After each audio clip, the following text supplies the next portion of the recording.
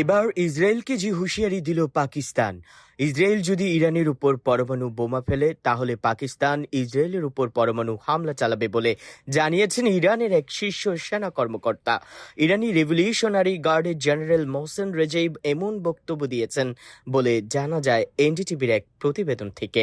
General Rezaei বলেন, পাকিস্তান আমাদের আশ্বাস দিয়েছে যদি ইসরায়েল ইরানে পরমাণু বোমা ফেলে তাহলে তারা ইসরায়েলের উপর পরমাণু হামলা চালাবে। তিনি আরো জানান, পাকিস্তান ইরানের পাশে থাকার প্রতিশ্রুতি দিয়েছে এবং মুসলিম বিশ্বকে এক হওয়ার আহ্বান জানিয়েছে। প্রসঙ্গত 2024 সালের শুরুতে ইরান ও পাকিস্তানের মধ্যে ক্ষেপণাস্ত্র হামলার পাল্টাপাল্টির পর সম্পর্ক কিছুটা খারাপ হলেও এখন দুদেশের মধ্যে ঘনিষ্ঠতা আবার বেড়েছে বলে মনে হচ্ছে।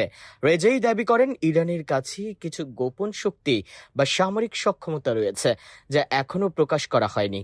পাকিস্তানের পক্ষ থেকে এখনো আনুষ্ঠানিকভাবে পরমাণু অস্ত্র ব্যবহারের বিষয়ে কিছু বলা হয়নি, তবে তারা ইসরায়েলের বিরুদ্ধে ইরানকে সমর্থন জানিয়েছে।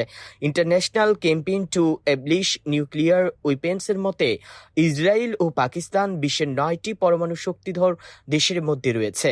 এই ধরনের আশ্বাস আদৌ বাস্তবসম্মত কিনা তা নিয়ে অনেকেই সন্দেহ প্রকাশ করছেন, কারণ এই সংকটে অনেক দেশ জড়িত এবং বেশিরভাগ ক্ষেত্রে এইসব মন্তব্য কূটনৈতিক সমর্থনের অংশ হিসেবে দেখা হচ্ছে, সরাসরি সামরিক হস্তক্ষেপ হিসেবে নয়।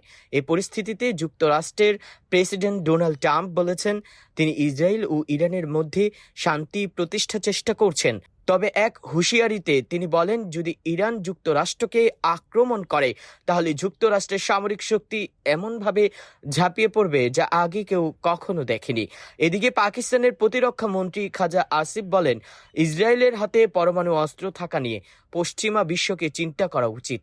তারা যেভাবে ইসরায়েলকে সমর্থন করছে তাতে শুধু এই অঞ্চল নয়, গোটা বিশ্বের জন্য বিপদের আশঙ্কা তৈরি হয়েছে।